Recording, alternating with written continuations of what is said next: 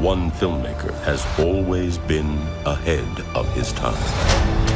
Time, stop! Francis Ford Coppola's Megalopolis was released a few months ago in the United States, but is only now making its way around the UK. I was lucky enough to see a screening in a local theatre, where I bumped into a friend, and despite being in the exact same screening, we had wildly different opinions of the film.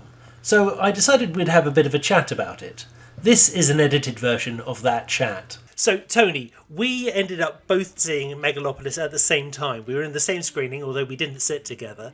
What was your immediate thoughts of the film? All I knew about it, I tried to go into films completely blind. I don't want spoilers, I don't want too much background information. So all I know of the film was the trailer, which is very vague, but basically it's just, here's some spectacle, here's some bombast.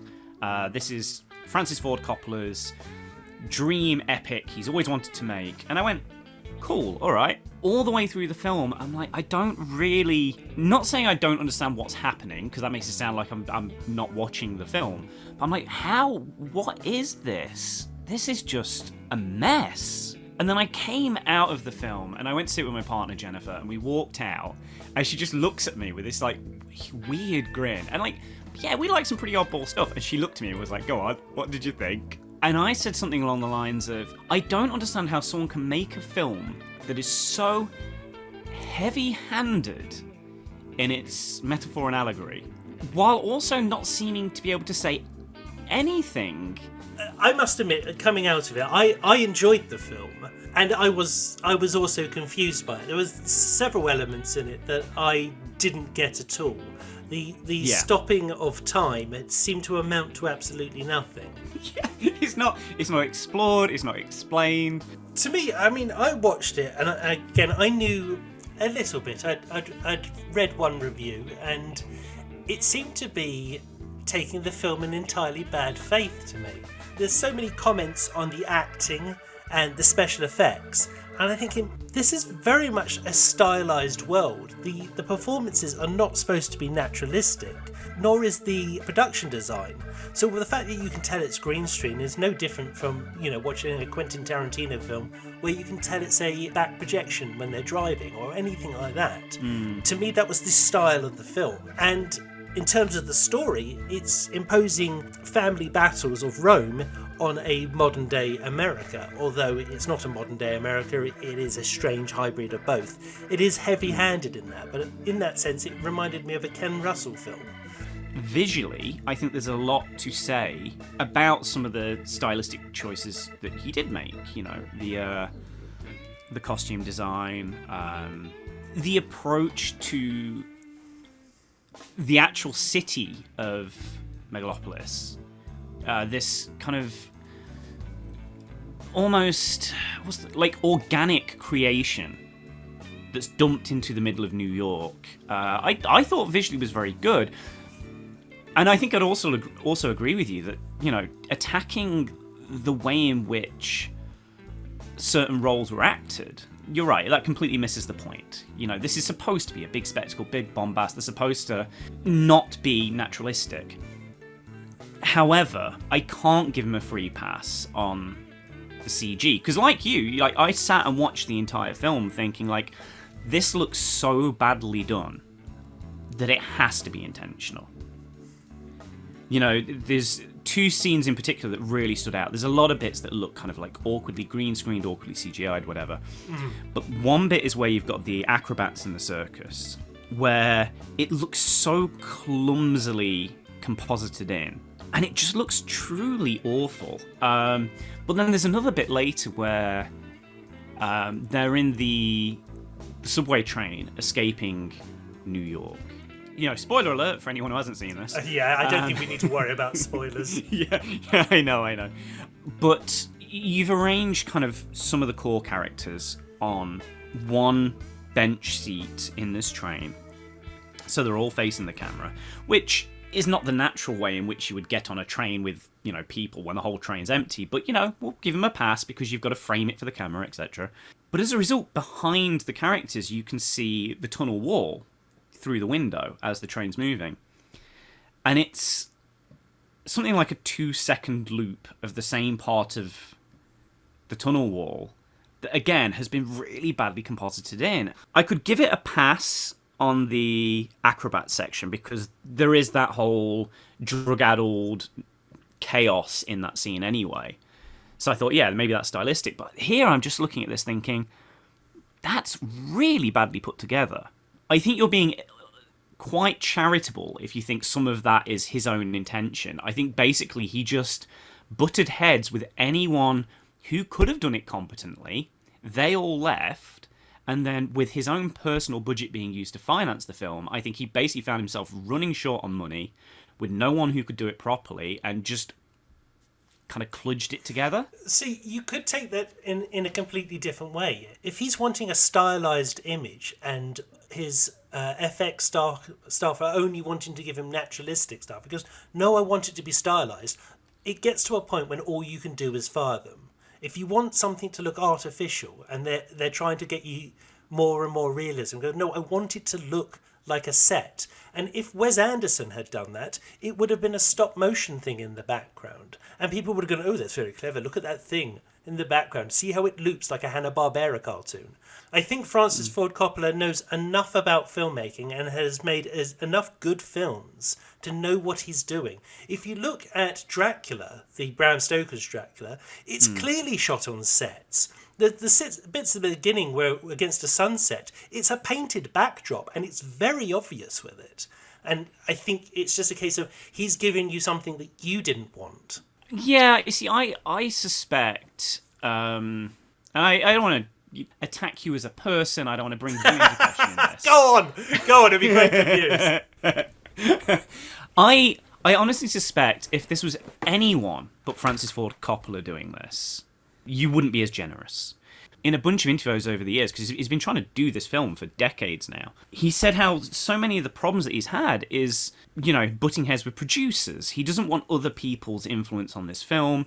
He ended up self-funding it, so he didn't have outside influence in his film.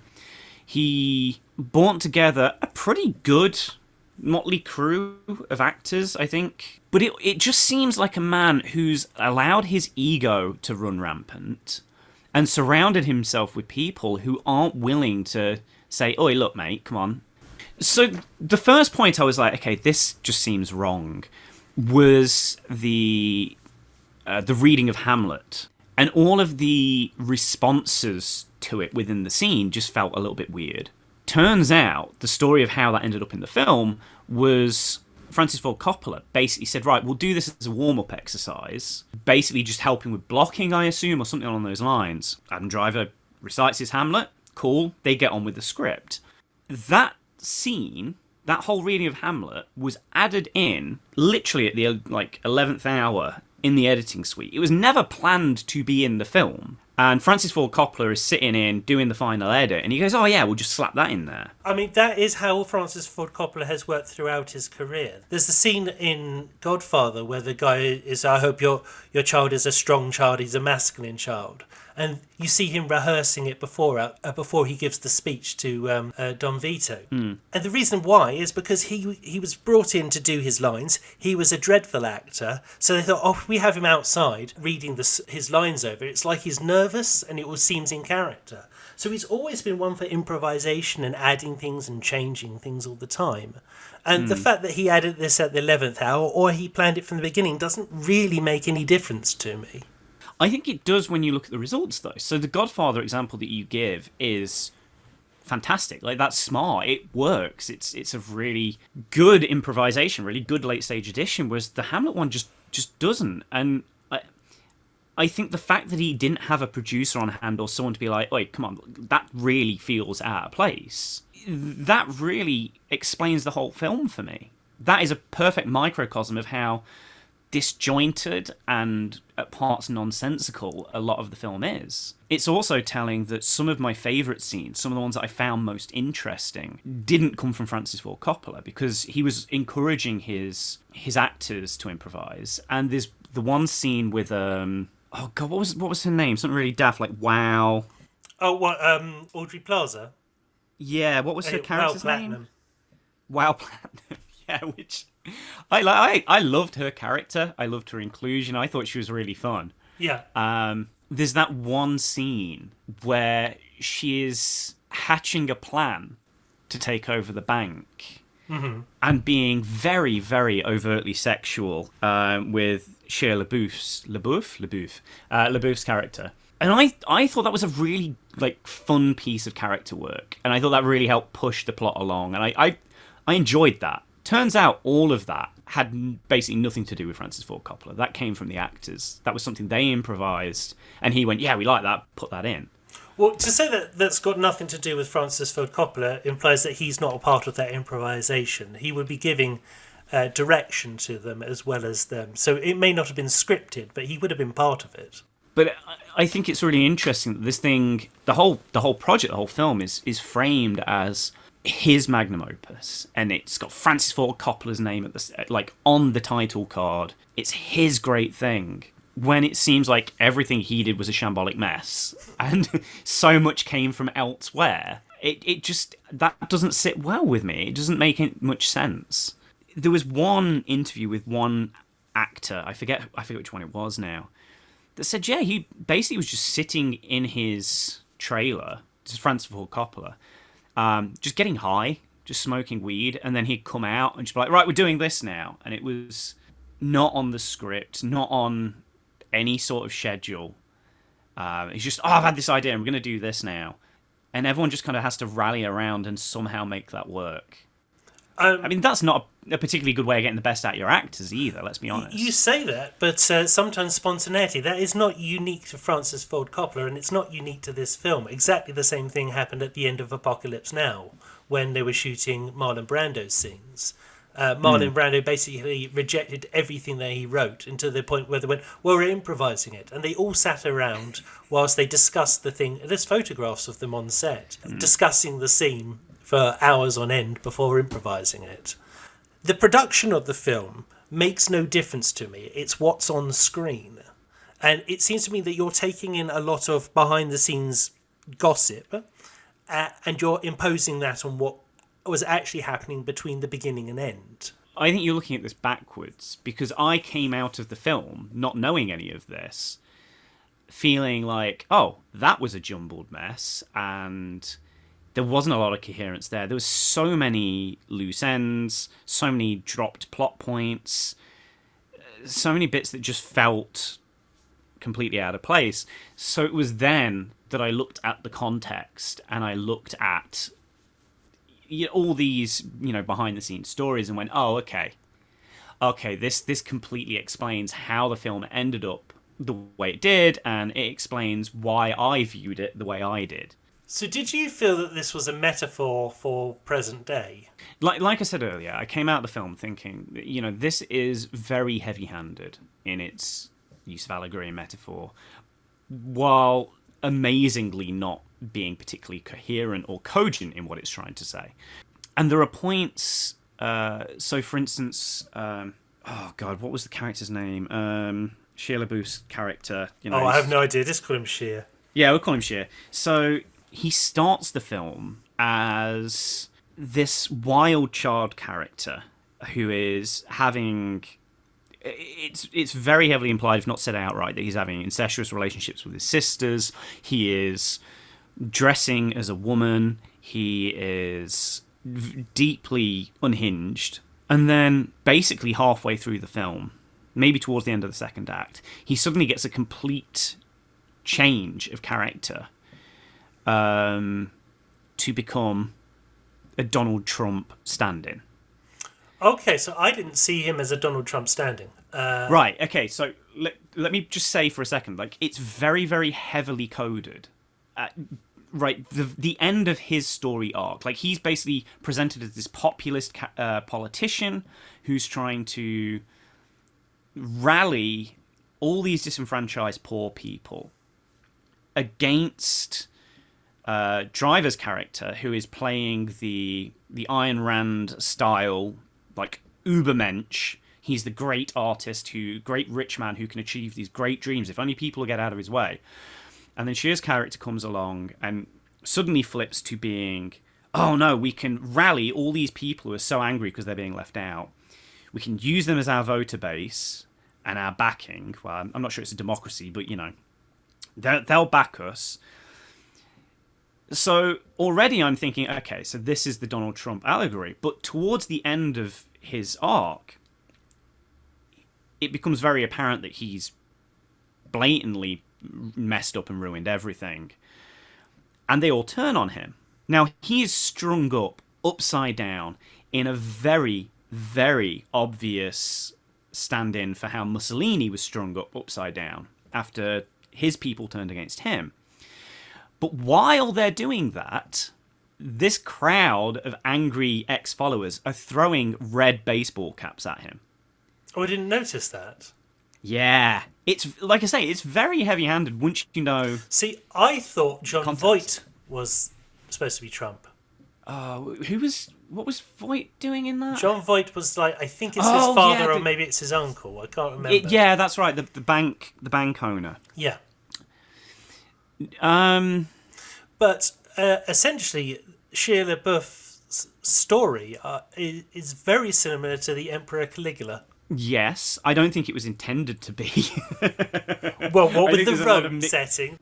So my friend Sam, who I went to see the film with, he saw Adam Driver's character as being Elon Musk, the tech billionaire who with the intentions of making a utopia. Yeah. And the film is actually very kind towards that character. Mm-hmm. And it was his idea that a lot of the bad reviews is because of that. I think that's possible. Driver's character is very much... I mean, it could be looked at directly as an Elon Musk stand-in. I actually think it's more Francis Ford Coppola's stand-in.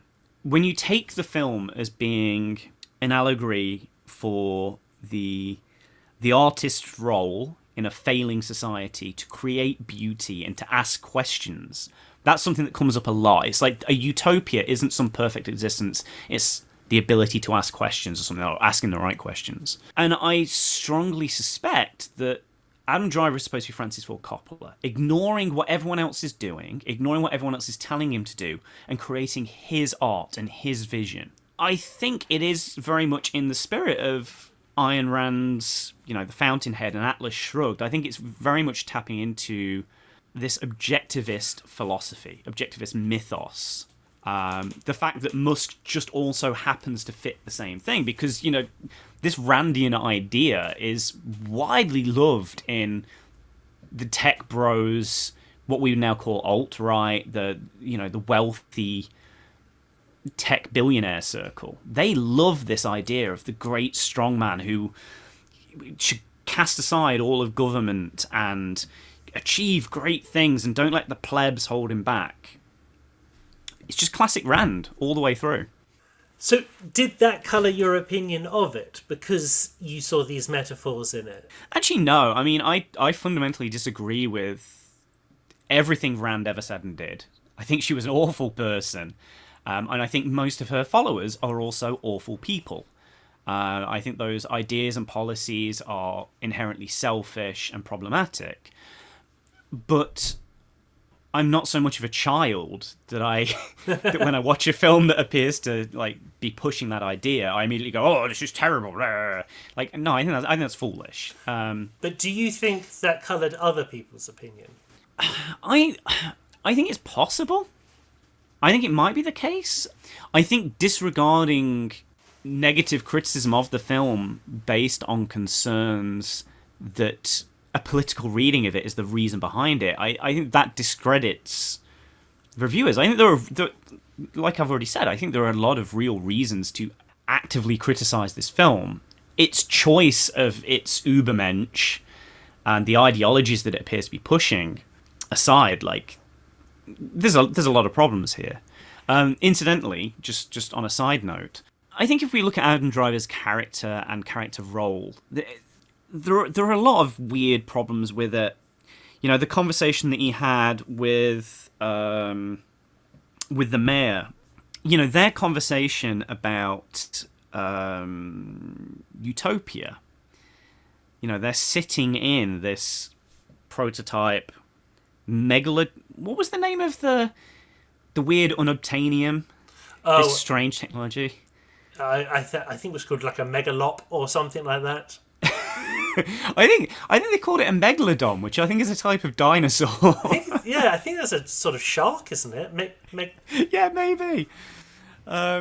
Which in itself, I mean, you want to talk about weird plot points that never went anywhere.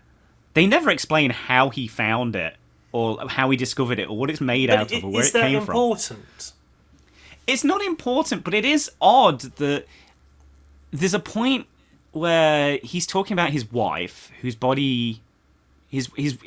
I think it's implied his wife committed suicide. She drove off a bridge. Mm-hmm. They never found... Well, he never found his wife's body.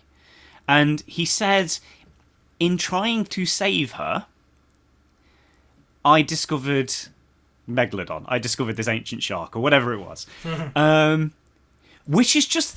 Like, it's one thing not talking about where it came from. It's another thing trying to get rid of questions about it with this kind of weird little hand wave. That seems a bit odd to me. That doesn't feel particularly good. Well, in terms of technology, I mean, the thing that's always been said to me is it's like, I don't explain to people how an elevator works. No. And like if somebody from I don't know 1800 came, I know they would go, "Oh my God, this amazing technology," but nobody stands around explaining it to each other. So I mean, when you see in a science fiction film, particularly, they're explaining to. They do it in Avatar. Well, there's a bit where Giovanni Ribisi explains to his employee what their job is, and just like, surely she should know. She was told when they were being hired. It doesn't make any sense that they like. My boss doesn't tell me because all right, you've got to sell these things to these customers, and then they give you some money, and you put that in the till. Because that was explained in orientation. No, I completely 100% agree with you.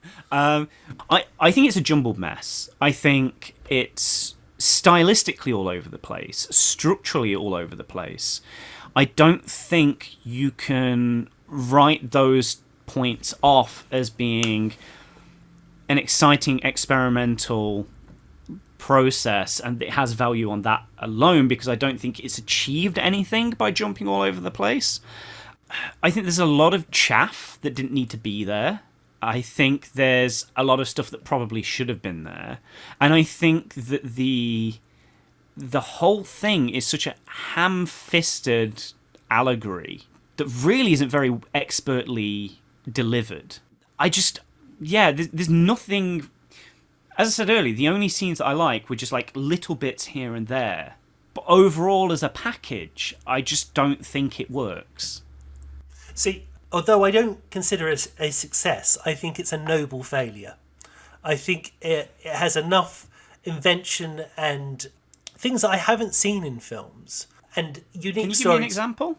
I mean, I have seen it in films, but I haven't seen it for a long time. Its stylized approach, its theatrical approach is something that the only person who's doing that sort of theatricality these days is Wes Anderson, who has this very stylized performance. Stanley Kubrick used to get his actors to do the lines over and over and over again until they were sort of exhausted. And you can see it in a Stanley Kubrick film that they are physically exhausted from doing these lines 1,000 times. But it leads to these performances which are heightened and not like a naturalistic performance at all. And it has that feel to me. It's got an artifice to it where it's almost like French New Wave, that you're supposed to be one removed. You're supposed to be aware at all times that you are watching a film. It's not there for immersion. It's there for observing. No, I think what you say is valid in terms of, it is aiming to be a bit more theatrical and film for film's sake, art for art's sake. But the problem with that sort of structure, let's say, or approach or attempt, is even if you do it well, it's almost kind of a hollow victory. I think shock value is totally legitimate. The fact that what stays shocking is not a constant. Because, I mean, there was times, I mean, not that long ago that jazz music was considered filthy, and now they play it in elevators. Yeah, But that's because jazz has something beyond that initial shock. I mean, there's jazz and there's jazz. I mean, prog jazz, I think, went completely off the rails at one point. But like, there's a lot of very good jazz that holds up musically, is enjoyable, is well crafted, and that stands the test of time. I mean, if we want to go back to film and the shock of things, famously, some of the early silent movies scared audiences because there was a train driving towards the screen, and people not familiar with moving images were terrified by this. And now, you wouldn't think twice about it. Similarly, so that would be famous... shock for shock value by your no. But that film in particular does not. You're not going to watch that for anything beyond the fact like this is the cultural context of it. Like it doesn't hold up as a film you would want to watch today beyond that initial curiosity. But when we look at, see, for instance, oh god, my brain's just blanked. Follow the Yellow Brick Road, Dorothy. What's it called? Wizard of Oz. Thank you. Yes, I can't believe my brain lost that. the scene where that goes to colour. Big Technicolor moment. Like, again, that had similar shock, but the contrast is that is just a bloody good film. It's not just that moment that's carrying it. It's not that moment that we remember it for. There's a lot of good in that film beyond just the shock alone. I don't see that, and I don't think you can make that same argument about Megalopolis. See, this is where we differ, because I go to the cinema like at least once a month. We're in a world where every movie is starting to feel generic and cookie cutter, particularly if it's made by Disney, where they've got this horrible bland look because they're optimizing it for streaming. And streaming can't handle contrast. So everything's got this sort of washed out look to it, and everything looks dreadful. And in terms of content, everything's trying to be bland and not rise up a controversy, because nothing's worse than an online shitstorm. We're in a world which everything is so bland, and Megalopolis wasn't. It may not have been perfect, but it wasn't bland. Yeah, and I'll agree with that. I mean, I think we agree more than we disagree on a lot of things. Yeah. I mean, I hate... it's a big statement, but I hate most American cinema now, because the problem is there's too much money in it. Mm-hmm. So this is the case with a lot of things. You see it in video games as well now. Basically, the industry has become so big that the cost of CGI and things, the cost of producing a film or a game or a TV series or whatever has become so huge that you can't make that investment without being 90% certain you're going to get that money back. So everything is so heavily photoshopped and so purposely kept as middle of the road as possible. No one's willing to take chances, and it's basically killing the art form. So I've started diving back into older films. I started diving into foreign cinema, French, Hungarian, Hong Kong cinema, Korean. It's no surprise that some of the most exciting films that I can think of over the last 5 years have all come out of the Far East, where they're not focus grouping, they're not spending as much money on films, so they're more willing to take chances. But I don't think that's a justification for excusing something that really is not particularly great just because it's doing something new. That's where we differ. Yeah, I think that's right. But what happened in the 70s, sort of late 60s, early 70s, is the studios were not making films which were interested kids. They were making, things like Pillow Talk, the Doris Day film, and musicals like Dr. Dolittle, when kids wanted to go see Easy Rider. And we're in that sort of period again. The studios are throwing more and more money at making bland things that they think will appeal. It's just like, what we need is bigger explosions. People didn't come see that last action film because there wasn't enough action. Let's have Tom Cruise jump off a cliff. Let's have this and let's have that. Let's make it bigger and bigger and more stars. And let's remake all those Disney films. And it's just boring upon boring.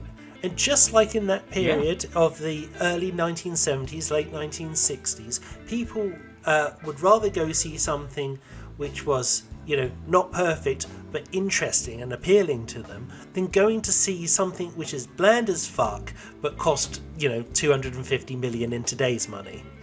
And I admit that this is not perfect, but then there are many films which came out after Easy Rider, such as Dennis Hopper's last movie, which is also not perfect, but they've got something in them to make them warrant their existence. And I think this has that. And so there we go. Megalopolis. It's a thing by rich people, for rich people, that makes no sense and doesn't say much of anything. That's my review. And I say, if you go in with an open mind and don't expect naturalism, you might enjoy it.